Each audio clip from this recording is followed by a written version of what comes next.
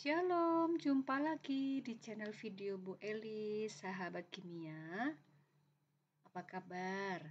Kita sudah mulai ya masuk di tahun ajaran baru, khususnya di kelas 12 atau fase F12 ya, atau 11 1 11 2 biasanya ini adalah jurusan yang tersedia mapel kimianya. Nah, ya di kelas 12 ini salah satu materi bab yang kita pelajari adalah bab elektrokimia ya. Dan di dalam elektrokimia itu Bu Eli akan memberikan pengantar mengkontekstualisasi reaksi redoks sebagai materi pertama untuk memasuki bab elektrokimia. Nah, bagaimana kita meninjau konsep redoks yang abstrak itu dalam kehidupan sehari-hari? Ini Bu Eli memberikan istilah kontekstualisasi ya, reaksi redoks di sekitar kita melalui tinjauan peristiwa korosi ya. Kita lihat gambar di sini dan penjelasannya bagaimana. Silakan tonton video sampai habis, jangan di-skip supaya punya pemahaman komprehensif. Ambil penanya, silakan mencatat dan nanti akan menjawab pertanyaan ini ya. Ada 5 pertanyaan yang akan kita jawab melalui penjelasan video kali ini. Terima kasih sudah subscribe, like, share, dan komen. Semoga video ini semakin bermanfaat bagi pengunjung dan Bu Eli semangat kontennya. Terima kasih. Baik, kalau kita melihat korosi seperti pada gambar, ini adalah apa ya? Ya, korosi itu ya karat ya yang terjadi pada logam besi ya. Pipa besi, mesin-mesin, pagar ya. Dan ini punya pengaruh terhadap kerugian secara finansial ya. Jadi tidak ekonomis ya, jadi ini merugikan. Kenapa? Karena kalau berkarat pasti reaksi kimia di dalam industri, di mesin-mesin itu tidak bisa berjalan dengan sempurna ya. Hantaran panas di dalam pipa-pipa ini tidak bisa berjalan dengan sempurna, tidak efektif, banyak kalor, banyak energi yang terbuang. Nah, sehingga intinya begini, korosi atau terjadinya perkaratan itu merugikan secara ekonomi ya. Oleh karena itu, bagaimana caranya ya? Kita pahami dulu konsepnya, kemudian kita akan cari tahu nih gimana cara menghindari karat. Nanti ujungnya ke sana ya. Nah, ada 5 pertanyaan, apakah reaksi redoks? Jadi reaksi redoks itu sifatnya abstrak ya. Lalu kita akan menjawab apakah reaksi redoks, di mana terjadinya reaksi redoks dalam suatu rangkaian reaksi kimia ya. Nah, bagaimana meninjau reaksi redoks dari konsep keterlibatan gas oksigen atau keterlibatan elektron dalam reaksi kimia itu. Nah, pada reaksi korosi yang terjadi pada logam besi tergolong reaksi oksidasi ataukah reduksi jika ditinjau pada kedua konsep ini ya, nomor 3 ini. Dan yang kelima, berdasarkan gambar dari persamaan reaksi kimia terbentuknya korosi, senyawa utama apakah yang menyebabkan terjadinya korosi? Ya, kita mulai. Nah, ini adalah diagram yang menunjukkan reaksi redoks pada peristiwa korosi ya. Jadi kalau sahabat kimia melihat ya, ini segini ini adalah Eli mau coret-coretan ya.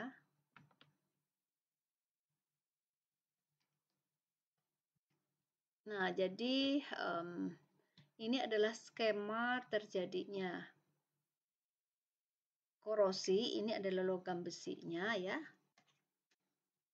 Ini logam besinya.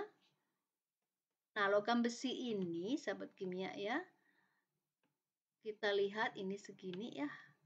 Wah. Dan terjadi korosi, ion itu besi ya. Ini besi, terjadi korosi di sini. Ya, di sini ya. Nah, yang warnanya biru gelap. Nah, besi itu lambang unsurnya Fe, ferrum ya. Nah, kemudian di sini ada air, di sini ada oksigen, di sini ada oksigen, ada air dan oksigen. Oksigennya ini adalah terdapat di udara ya. Di udara ada 20% oksigen ya. Di air itu H2O ya. Di sana juga ada oksigen ya. Jadi adanya udara yang mengandung oksigen dan air itu menyebabkan terjadinya, kalau kita lihat gambar panah ini berarti menyebabkan terjadinya korosi.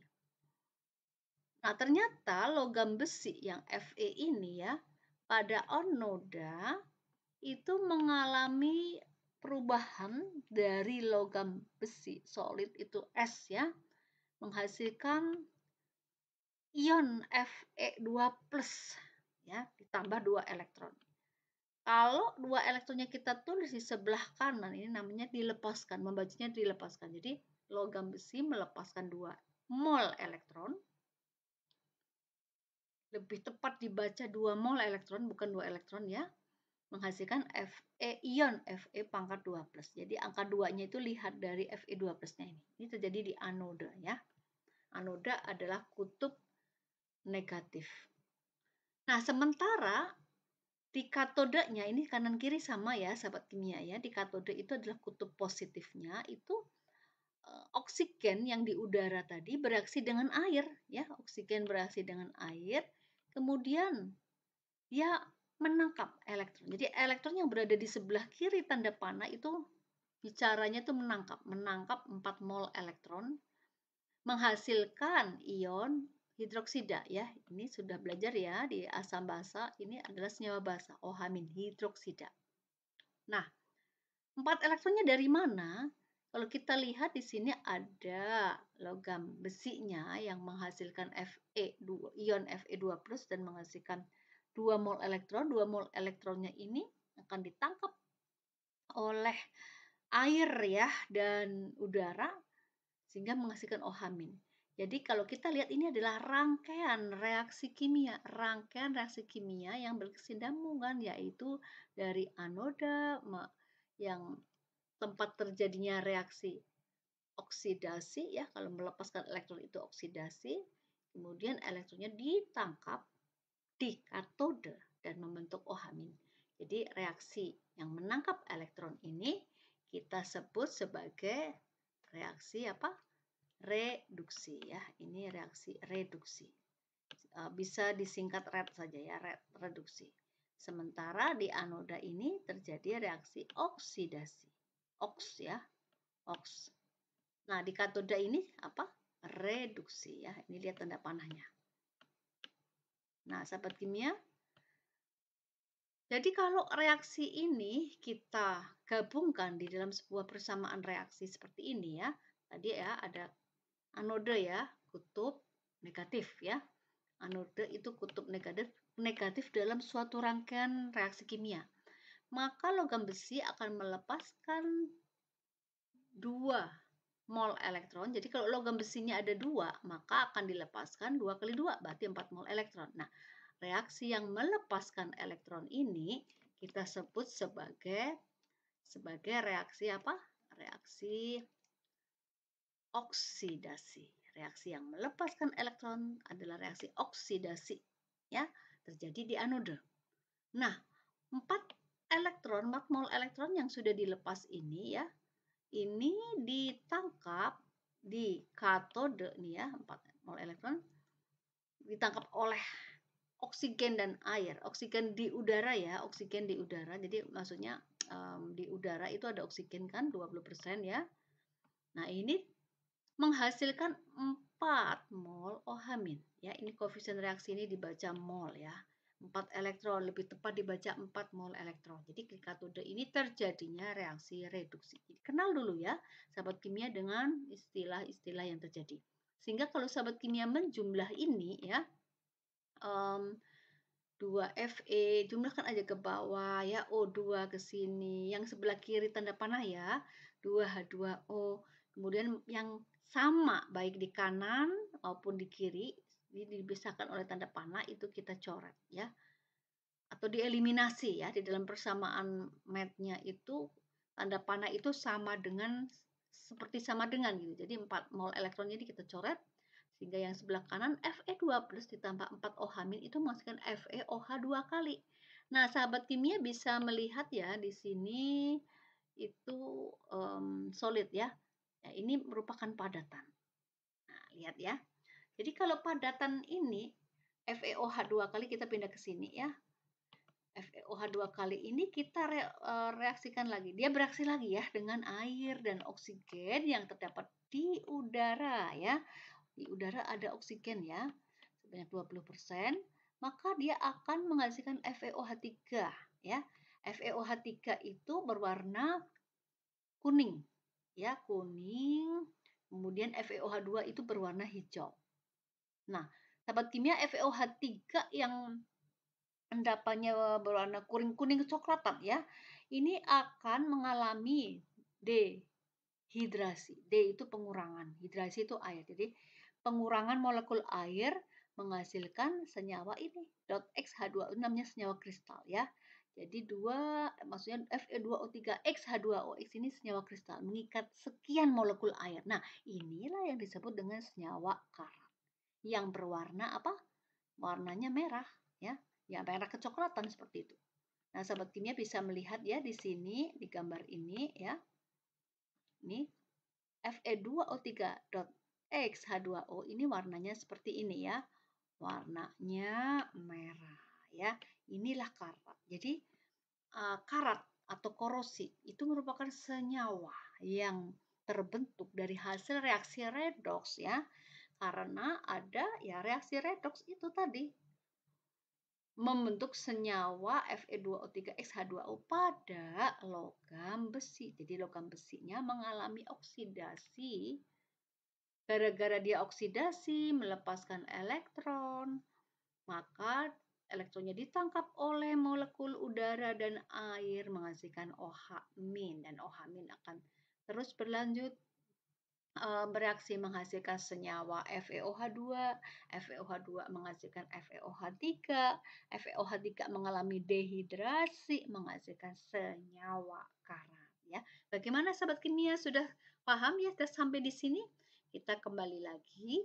Jadi kalau kita tinjau ya bahwa pada logam besinya itu yaitu ya, logam besi ini sebagai anode berarti karena dia di anode sini si logam besinya ini mengalami reaksi oksidasi, yaitu ditinjau dari pelepasan elektron. Nah, sementara reaksi karat keseluruhan, kalau kita lihat di sini ada oksigen ya, oksigen dipakai ya. Jadi kalau kita tinjau dari reaksi penangkapan oksigen, penggunaan oksigen, maka kita bisa tahu ya bahwa reaksi redoks juga merupakan kelompok reaksi oksidasi. Ditinjau dari keterlibatan oksigen, oksigen dipakai, oksigen digunakan. Jadi reaksi karat korosi ini adalah reaksi oksidasi yang terjadi pada besi. Ya. Nah, seperti itu. Nah, sahabat kimia, artinya pertanyaan nomor 1 ini sudah kejawab. Tadi Ibu menyebut-nyebut redoks singkatan dari apa? Reduksi oksidasi. Apa kaitan anode dan katode terhadap tempat terjadinya reaksi redoks ya? Jadi kalau dalam sebuah rangkaian reaksi kimia ya, maka anode itu tempat terjadinya oksidasi. Katode tempat terjadinya reduksi ya, elektrodenya.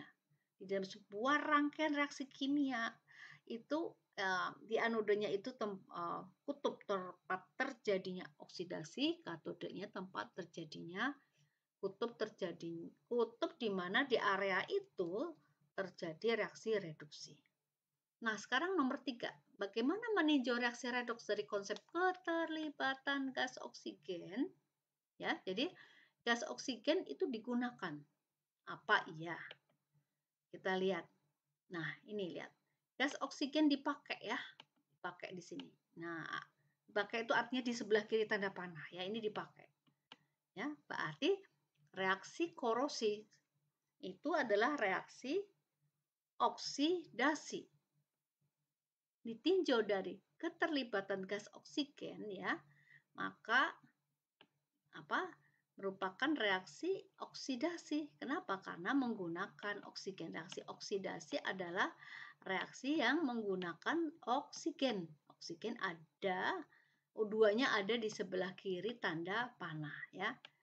Artinya dia plus O2. Nah, kalau sahabat kimia membalik ya. Jadi kalau yang ini oksidasi itu tambah O2 ya. Kalau yang reduksi Bu, kalau yang reduksi berarti oksigennya dilepas ya. Tambah di sini artinya mengikat ya, mengikat. Nah, nanti sahabat kimia bisa mencari ya contoh lain reaksi oksidasi itu yang menyangkut konsep dari keterlibatan gas oksigen itu selain reaksi korosi itu yang mana ya. Ingat, reaksi oksidasi adalah reaksi yang mengikat ya, reaksi yang mengikat oksigen. Jadi korosi karena ada O2-nya ini adalah reaksi yang merupakan reaksi oksidasi. Reduksi reaksi yang melepaskan O2. Oksidasi reaksi yang menangkap, mengikat oksigen, yaitu reaksi korosi tadi. Nah, sekarang kalau kita lihat keterlibatan elektron, sekarang bicara tentang elektron dalam reaksi kimia ya. Keterlibatan elektron. Nah, elektron yang terlibat dalam reaksi kimia itu artinya adalah elektronnya ada di sebelah kiri. Ya. Atau sebelah kiri untuk reduksi atau elektronnya ada di sebelah kanan untuk oksidasi. Nah, kalau pertanyaannya adalah, di sini ada pertanyaannya ya. Yang terjadi pada logam besi, kalau korosi itu kan terjadinya pada logam besi ya, maka kalau ditinjau dari keterlibatan elektron dalam reaksi kimia, ini merupakan reaksi oksidasi atau reduksi. Ternyata di sini di Fe-nya ya, dia melepaskan elektron. Karena melepaskan elektron, maka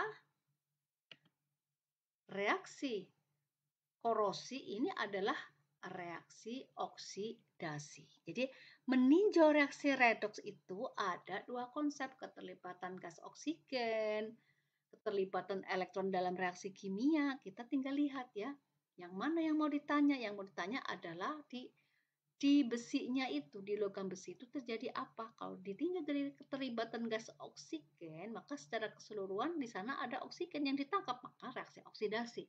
Kalau ditinjau dari keterlibatan elektron dalam reaksi kimia, maka pada senyawa besinya ya, pada besinya ini ya, itu elektron dilepaskan. Kalau elektron dilepaskan itu adalah kategori reaksi oksidasi ya. Jadi berdasarkan dua konsep ini ya, maka tergolong reaksi reduksi atau oksidasi perkaratan yang terjadi pada logam besi. Jawabannya apa? Jawabannya adalah ya oksidasi. Pada besi itu adalah reaksi oksidasi ya. Oksidasi ditandai dalam hal ini yaitu dengan terjadinya korosi ya pada besi itu ya, sehingga besinya menjadi seperti ini ya. Nah, ya menghasilkan senyawa merah kecoklatan seperti ini ya, yaitu senyawa karat ya, Fe2O3XH2O ya. Pembentukan senyawa karatnya bertahap ya, mulai dari FeOH2 yang berwarna hijau menghasilkan FeOH3 yang berwarna merah, lalu menghasilkan Fe2O3 FeOH3 itu kuning kecoklatan ya, lalu menghasilkan Fe2O3XH2O ya, itu berwarna merah kecoklatan ya.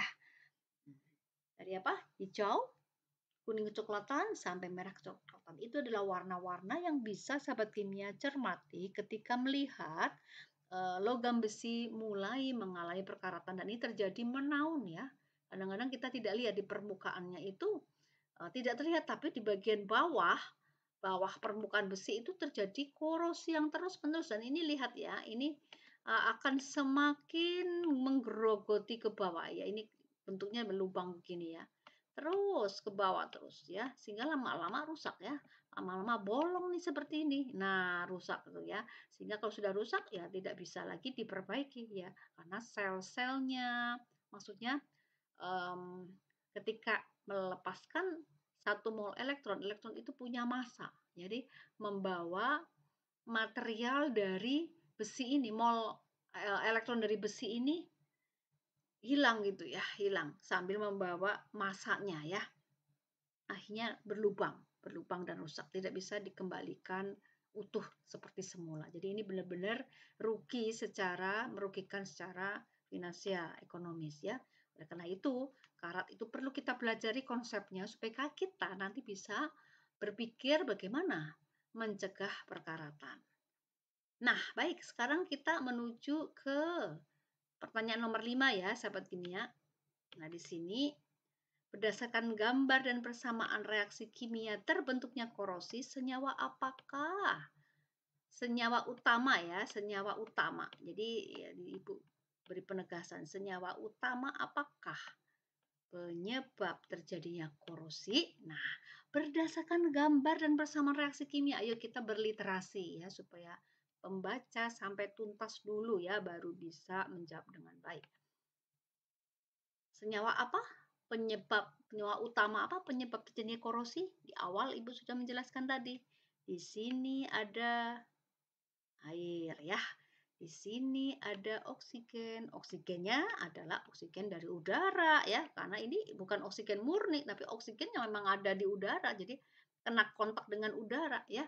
Lalu kita lihat berdasarkan reaksi kimia, di sini juga tampil oksigen yang ada di udara ya, di sini juga tampil air. Kalau reaksi ini kita jumlahkan, maka di sini ada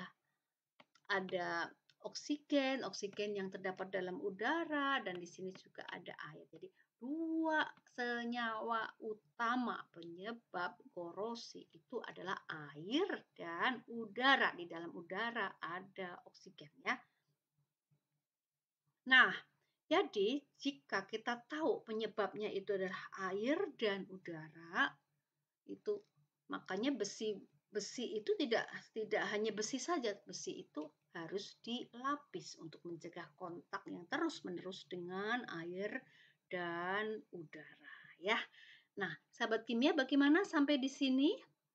Nah, kalau kita lihat bagaimana, ini ada pertanyaan lanjutan ya, bagaimana tingkat kemudahan logam besi mengalami reaksi korosi dibandingkan logam lainnya ya. Ini namanya deret volta ya. Ini nama kerennya adalah deret volta. Jadi deret volta itu ada deret yang sangat panjang, tapi di sini adalah cuplikan deret yang lebih pendek ya. Ini sebetulnya logamnya nggak cuma segini, bisa panjang. Ini hanya contoh cuplikan saja. Kalau sahabat kimia lihat posisi besinya, kita lingkari besi. Nah, di atas besi ada zinc, aluminium, magnesium, natrium, paling tinggi, paling ujung kalium. Di bawah besi ada Sn itu timah, ini timbal, ini tembaga, ini air raksa, ini perak, dan ini emas paling bawah. Maka kesimpulannya, besi ini ada di tengah-tengah ya, dan kita lihat arah panah. Makin ke atas terjadi peningkatan elektropositif.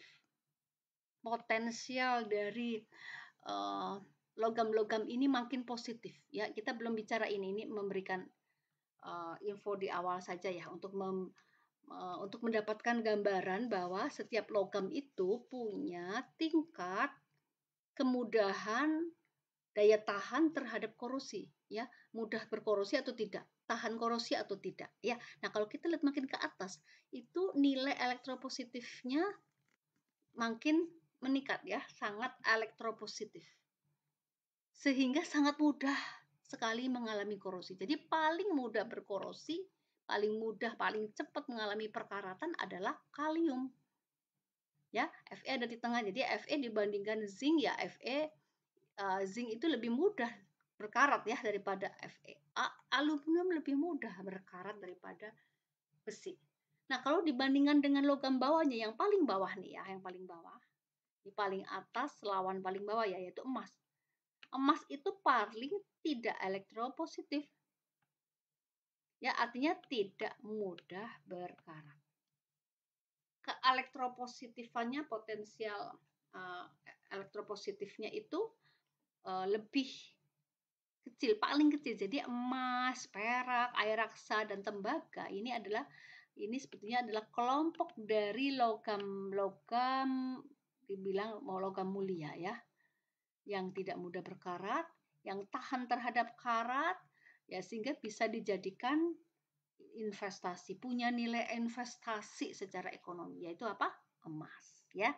Nah, bagaimana meninjau ini itu nanti ya ada materi lanjutannya, ya. Jadi sahabat kimia dengan melihat posisi besi sebagai logam yang paling familiar, yang penggunaannya paling melimpah di sekitar kita khususnya dalam dunia industri ya, maka besi itu ya mudah berkarat dibandingkan kalau menggunakan tembaga, apalagi menggunakan perak, tapi harganya tentu mahal ya untuk logam-logam mulia. Logam-logam yang inert ya, ini disebut inert metal boleh, logam mulia juga boleh ya, seperti itu. Nah, sementara kalau kita menggunakan kalium, natrium, magnesium ini justru jauh lebih cepat lagi mengalami perkaratan. Ya, sehingga nilai ekonomisnya justru lebih rendah ya dibandingkan besi. Ya, oleh karena itu pas ya besi ini letaknya ada di tengah dan memang paling banyak digunakan. Kelimpahannya juga besar ya di alam sehingga mudah digunakan di dalam semua kerang, misalnya membuat kerangka baja itu pasti bahan dasarnya ada besi ya. Jadi kegunaannya dalam konstruksi, dunia konstruksi itu, industri konstruksi itu luas sekali. Oleh karena itu bahasan tingkat korosi, peristiwa korosi pada besi itu perlu kita ketahui, kita pahami ya sebagai kontekstualisasi reaksi redoks di sekitar kita. Nah, sahabat kimia, mungkin sampai di sini dulu ya penjelasan Ibu terhadap case problem dari terjadinya reaksi korosi yang di dalamnya ternyata adalah reaksi redoks. Kita sudah bisa menjawab ke-5 pertanyaan ini.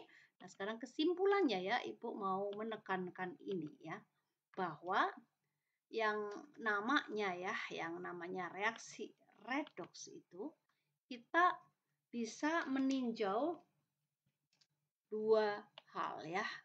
Dua hal yang bisa kita cermati untuk meninjau reaksi redoks. Dua hal tinjauan. Ya, sebenarnya ada 3, tapi ini Ibu membahas 2 dulu karena case-nya berangkat dari korosi. Tinjauan redoks. Satu apa? Satu keterlibatan oksigen ya. Nah, kita bagi 2 ya. Kalau reaksi O2-nya digunakan, itulah kita sebut sebagai reaksi oksidasi. Ya, jadi kita meninjau satu sisi saja. Kalau O2 digunakan, reaksi apa? Oksidasi. Makanya reaksi korosi tadi kan reaksi yang menggunakan oksigen, makanya dibilang reaksi oksidasi ya. Nah, kalau kita balik nih ya, O2 kalau digunakan lawannya apa? Dilepas ya, O2 dilepas. Dilepas, maka itu namanya reaksi reduksi. Nah, sahabat kimia, nanti akan Ibu bagi kelompok ya untuk mencari contoh-contoh reaksi. Reaksi ini di peristiwa apa, persamaan reaksinya seperti apa ya. Ini 2 hal tinjauan reaksi redoks ya. Nah, kemudian yang kedua ya, tadi apa? Keterlibatan elektron ya. Keterlibatan elektron. Ya, ini kebetulan Ibu tidak pakai pen, jadi pakai jari ya. Tulisannya gede-gede. Keterlibatan elektron. Nah, kalau kita melihat pada reaksi perlibatan elektron ya, kalau kita melihat pada reaksi korosi tadi ya,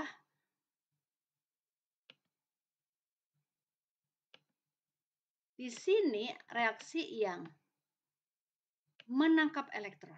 Jadi elektronnya ada di sebelah kiri tanda panah ya. Reaksi yang menangkap elektron itu adalah reaksi apa? L itu elektron ya. Itu adalah reaksi oksidasi. Oh bukan ya, reaksi reduksi ya. Menangkap elektron reaksi reduksi, reaksi reduksi kita tulis. Ini adalah reaksi reduksi. Elektronnya ada di sebelah kiri tanda panah. Oke. Nah, kemudian yang berikutnya yang kedua, nah ini baru melepas elektron ya. Melepas elektron, elektronnya ada di kanan tanda panah. Melepas. Melepas apa? Elektron. Ini baru reaksi apa? Oksidasi ya sahabat kimia. Kita baru meninjau dua dulu ya. Bagaimana meninjau reaksi redoks dari dua konsep ya. Sekali lagi, kalau ketemu oksigen digunakan, ada di sebelah kiri tanda panah, itulah reaksi oksidasi.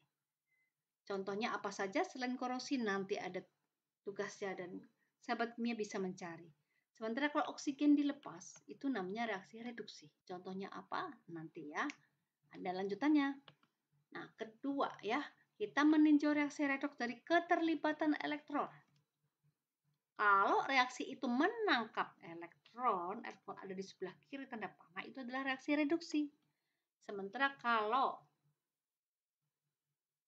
reaksi itu melepas elektron, maka dia adalah reaksi oksidasi. Ya, contohnya bagaimana? Nantikan video berikutnya. Ya, baik sahabat kimia, inilah reaksi korosi yang terjadi pada besi sebagai pengantar. Memahami reaksi redoks yang ada di sekitar kita secara kontekstual karena ini betul-betul ada terjadi dan perlu kita cegah. Terima kasih sudah menonton video ini. Sampai jumpa dan semangat belajar. Tuhan memberkati.